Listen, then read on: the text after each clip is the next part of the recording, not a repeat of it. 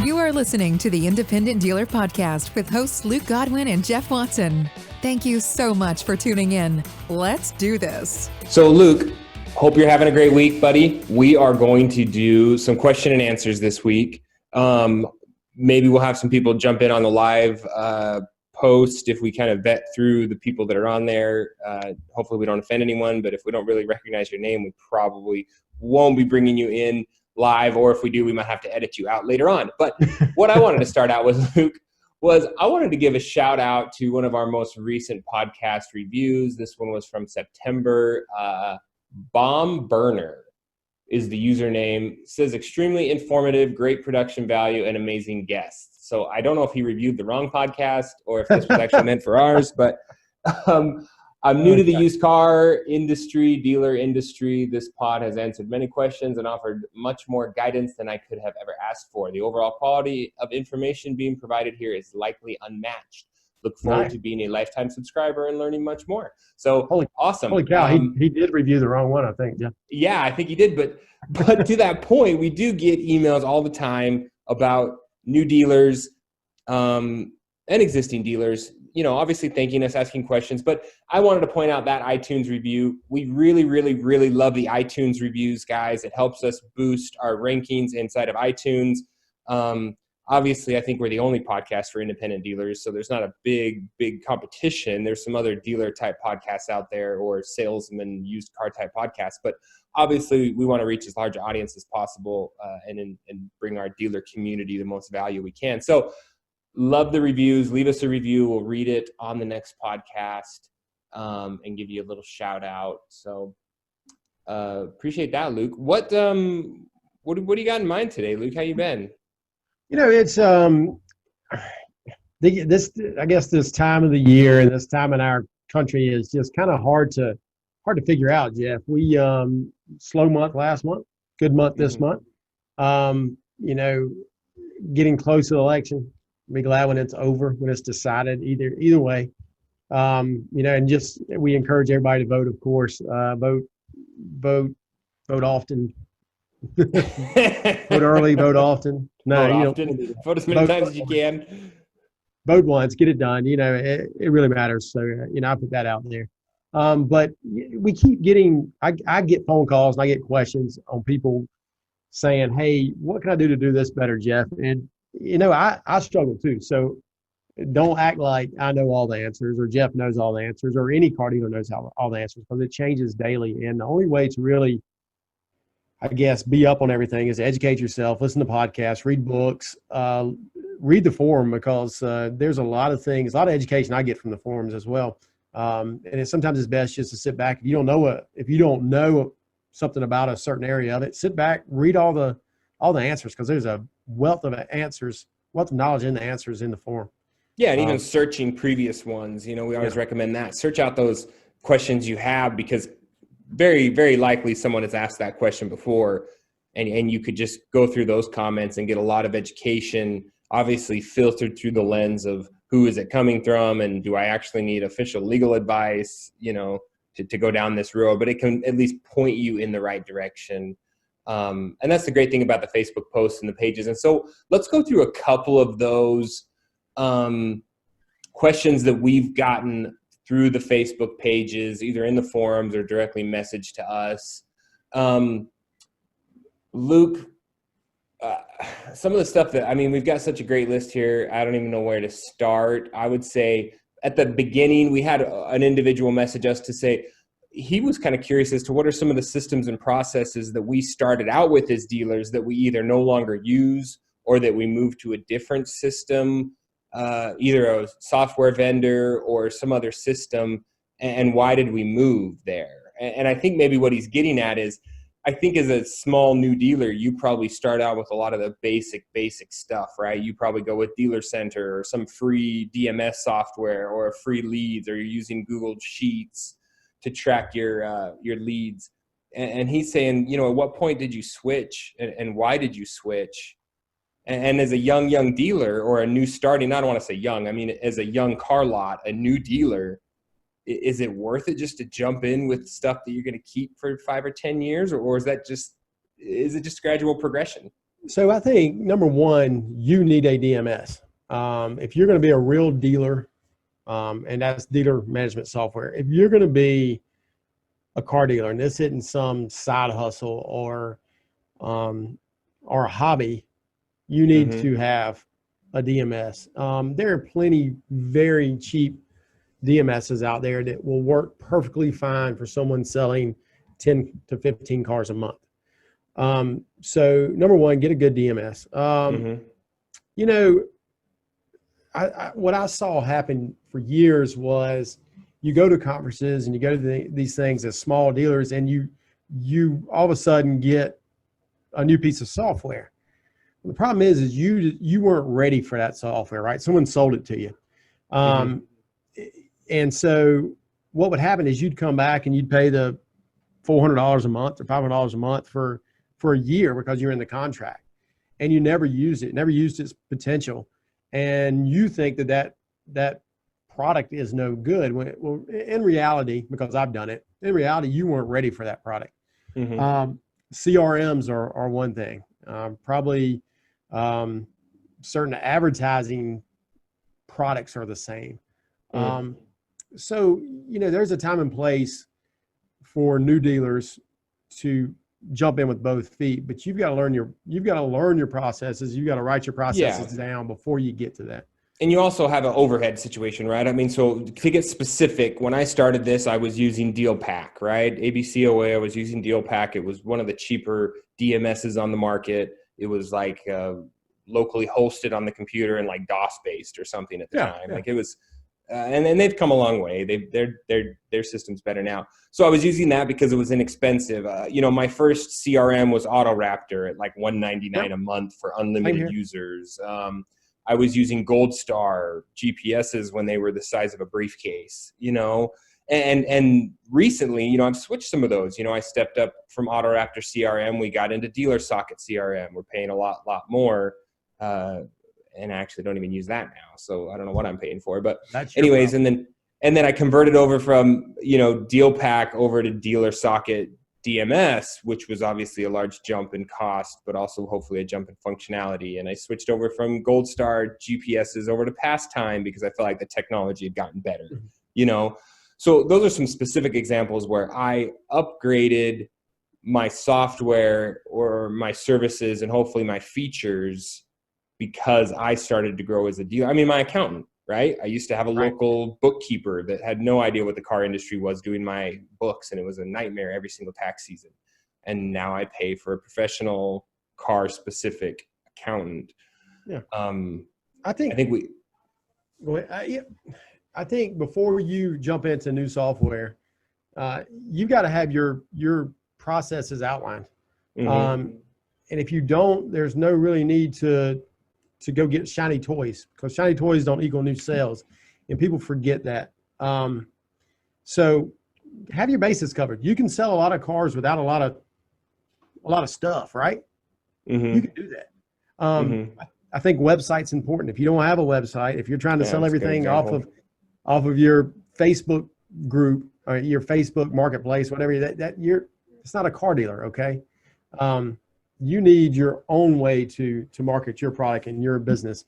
So, you know, some must are a DMS and a website. And a website doesn't have to be a very expensive website. It can be a good website. But as you grow as a dealer, you will need to upgrade from base products to bigger products. You just need to know when the time is. Yeah, absolutely. Moving right along here, Luke. One of the questions we got in, and this is definitely up your line, recon programs. Basically, what systems are you using to track your recon, right? Was that the question? Yeah, and I think Dan actually asked this, and Dan's got 2 lots now, and he's trying to get 100+ cars ready a month. Yeah, I'm not saying you can't do it with a Google spreadsheet. I'm not saying you can't. Because you love sheets. I love sheets.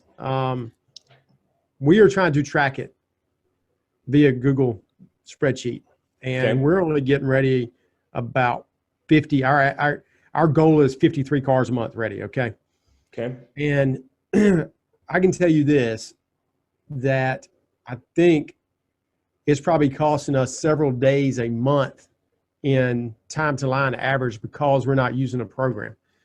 Those programs probably run about $500 a month. Seems like everybody wants to hit you at $499.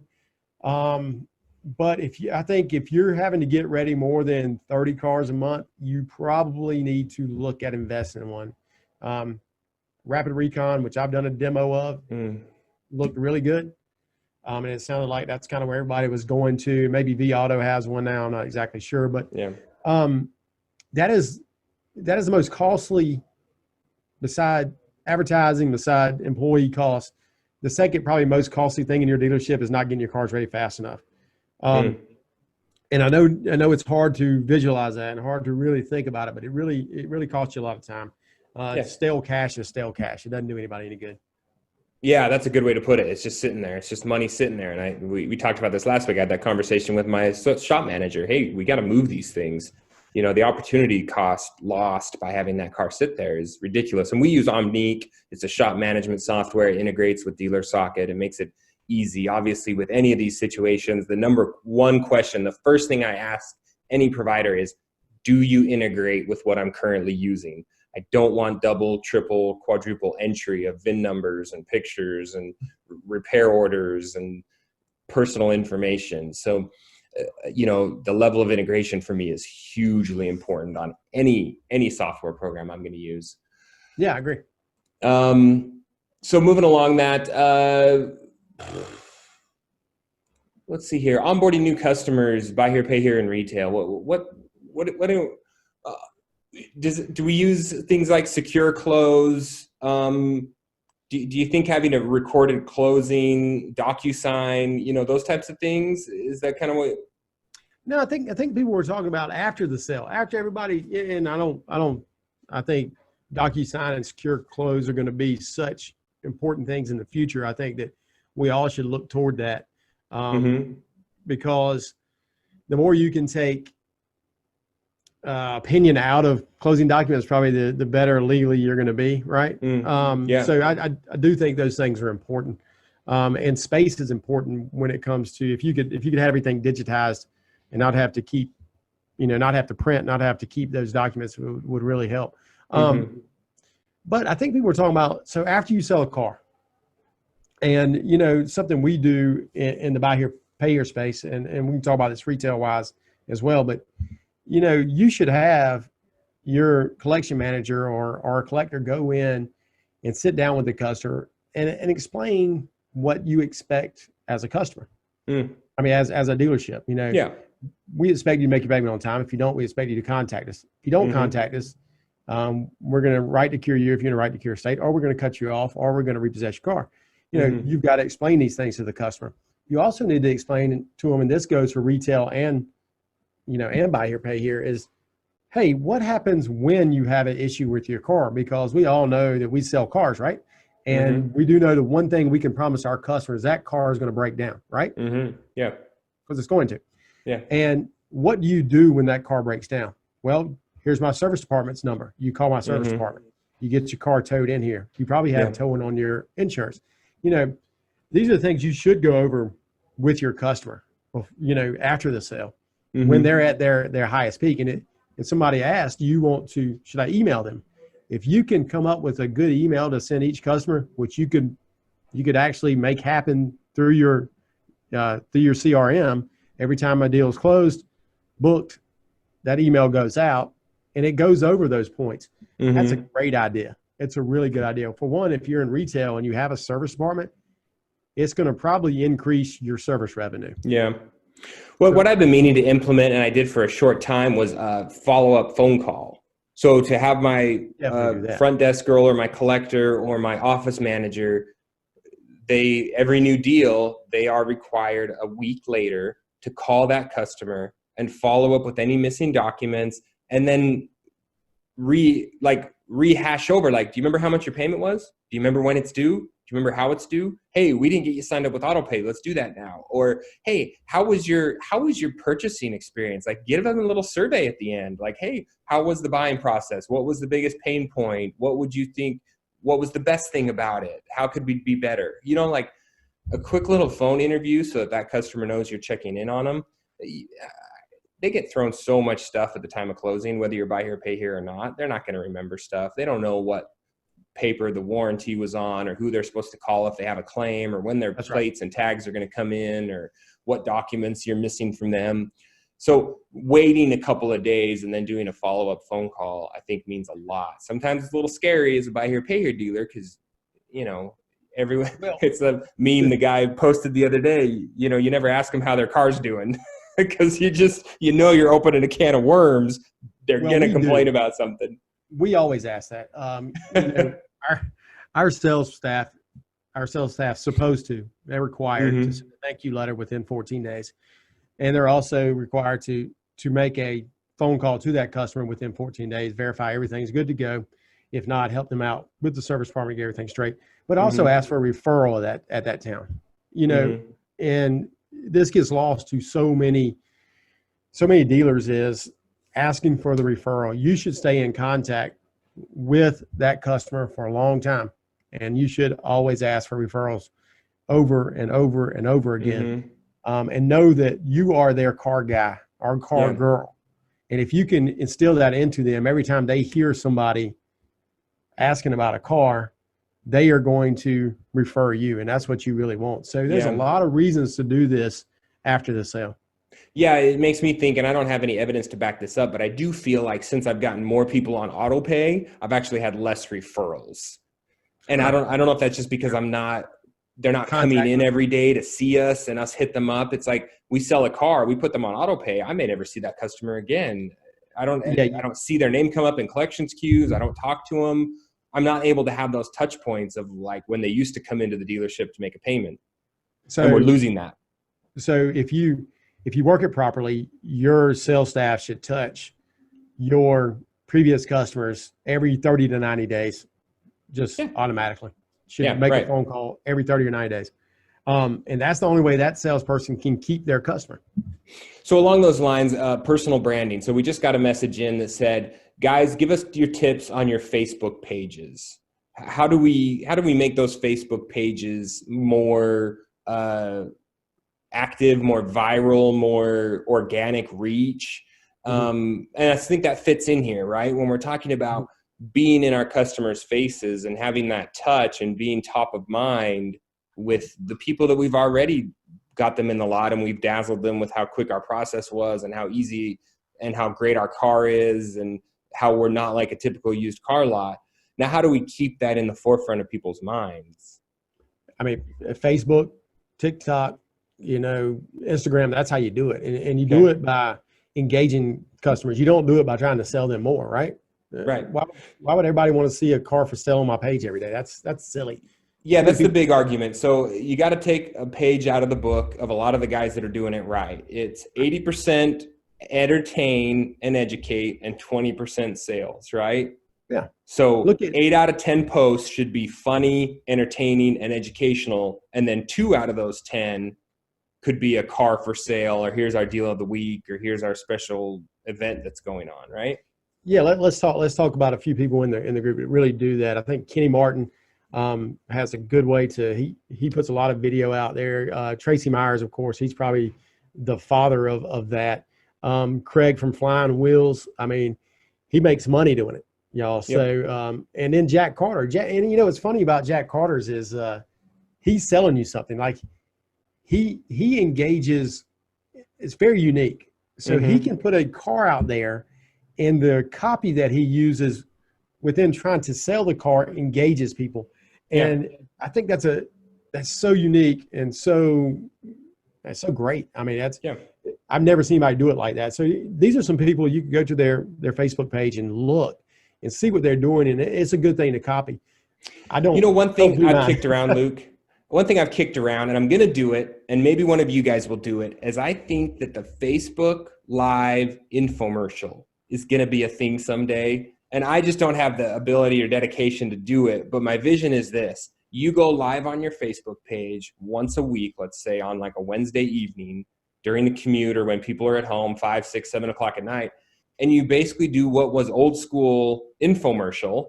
You know, here's a car, here's this funny thing, here's a giveaway. The first person to text me gets free car washes.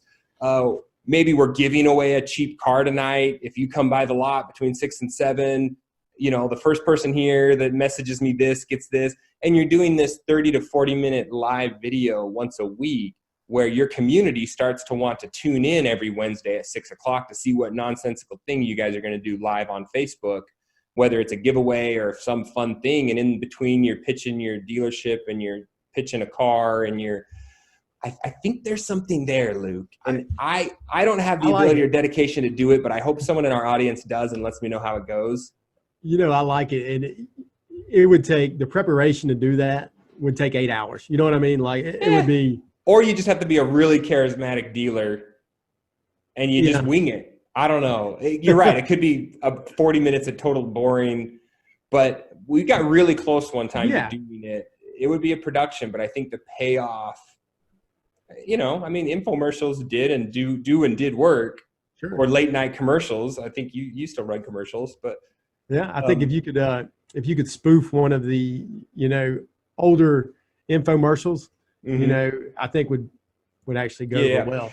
Yeah. So along those lines, though, for advice for Facebook pages, get a content creator. This is something I dedicated to 3-4 years ago. We have a full-time video editor, shooter. She's here all day, every day. She shoots video. She edits it. She makes our infographics and helps with marketing and all that stuff. So I think as dealers, making the dedication to $1,000 to $1,500 a month to hire someone who's really good at shooting and editing video pays off dividends when you can create original content on the queue. If you as the dealer are trying to pull yourself out and get a phone and shoot it and then edit it and then get it online, you're just not going to do it as often because it's difficult and you don't really know what you're doing most of the time.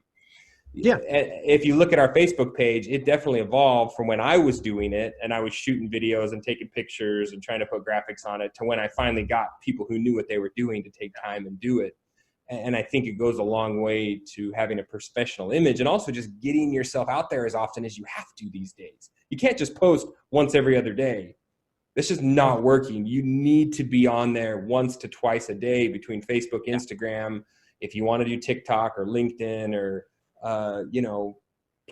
any of these places where you're getting eyeballs, you got to be there often. For sure. It's consistency like anything. Okay. And to piggyback off Facebook, one thing I wanted to mention, Luke, and this was a funny thing that happened last night. I'm sure dealers have had this happen. It actually ties all these topics together.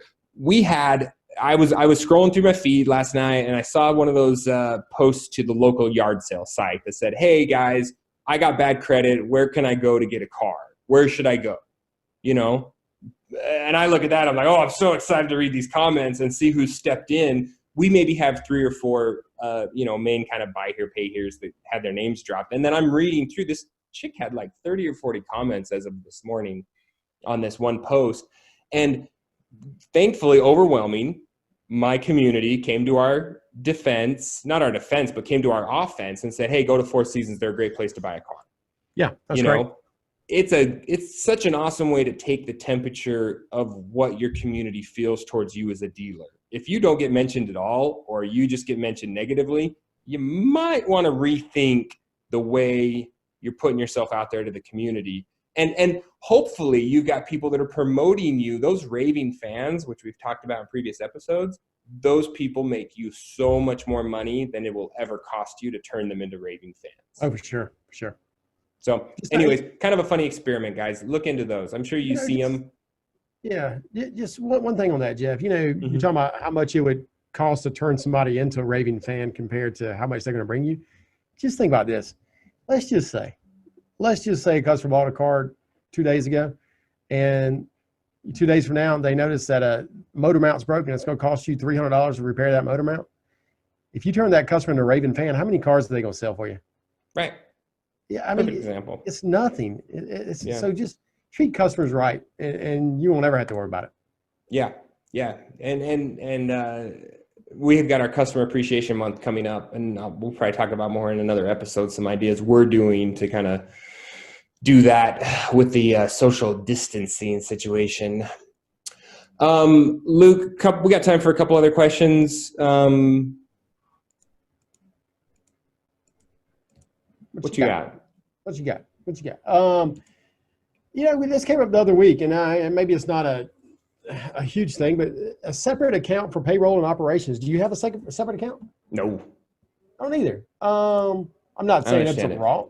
I'm not saying it's a wrong thing to have. But I also use a payroll company. I use an employee leasing company. So I technically lease all my employees from this company. What's that called?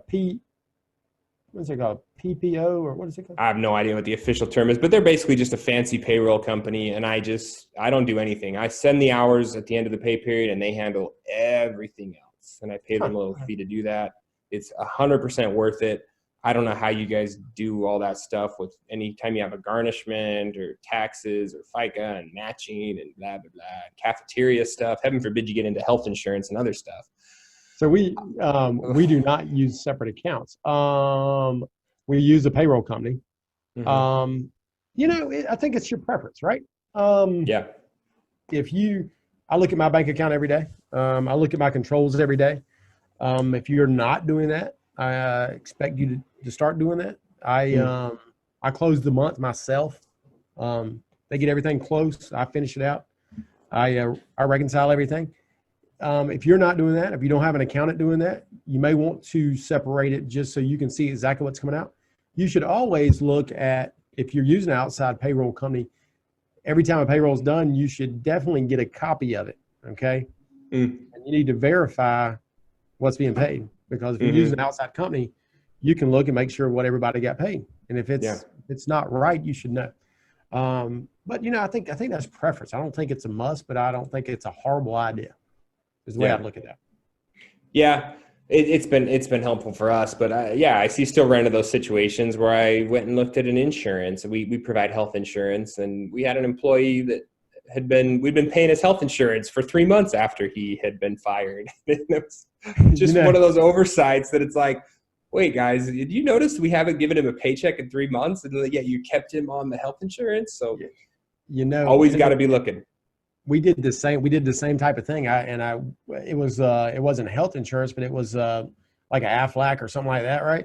Mm-hmm. We had paid it for 6 months, and the way I realized that this had happened was I reconciled an account that I was like, that doesn't look right. I start reconciling, and I find the error. So those things happen. So you just got to keep an eye on everything. I know it's just something extra to do, but you got to do it. Yeah. Absolutely. Luke, awesome episode. Fun answering some of the questions that we got. Some real breaking last news. NIADA just announced they hired a new CEO. Oh, really? So Steve Jordan went over to Cars. That's right. And they just hired CEO Robert Voltman. Robert Voltman. Do you know anything about him? He was a CEO of the Transportation Intermediaries Association, and I think that was in D.C. So he has been a CEO of a trade association before. Mm-hmm. It looks like he very qualified, and I guess we'll look forward to meeting him, and we'll try to get him on here within the next month. I think would be a good idea if we can do that. Yeah, absolutely. Good. A lot of stuff happening over there at NIADA these days, shaking up some presidents and members and board members and everything else, right? So yeah, a lot of stuff going on. I look forward to hopefully us getting a convention next year, and and meeting so many more of y'all, which we didn't get to do this year, which is sad. And but hopefully after next Wednesday, this COVID thing will go away. One way or the other, it may go away next week. Hopefully we'll have some good news to report then. And as a reminder, if we've given you any value, jump on, leave us an iTunes review. We'll try to read those before the podcast, just to give people some shout outs and appreciation for giving us some love. Yeah. And Jeff, weren't we going to try to do maybe a roundtable next week? Yeah, we're going to try to reach out to some dealers, get you guys on here to discuss. I know we do a handful of vendors, and we know there's some value there. We just want to make sure we're keeping this podcast authentic to the dealer community so that you guys know It's not going to become a big sales pitch with vendor after vendor after vendor. We want to learn from dealers. That's the whole premise of this podcast, is dealers helping dealers do it better. So yeah, we're going to do some fun roundtables coming up. And then obviously December will be how I built this series again. And we'll get a handful of dealers on here to tell us about their ups and downs and their treacherous journey through the used car industry. Yeah, we've all been there. All right, Luke, talk to you next week. See you. Thank you for joining us today. Hope this episode inspired you to take positive action. Remember to subscribe so you get each episode the day it comes out. And we would love your help spreading the word. Leave us a review and share this podcast with your dealer friends. Dealers helping dealers learn and grow together.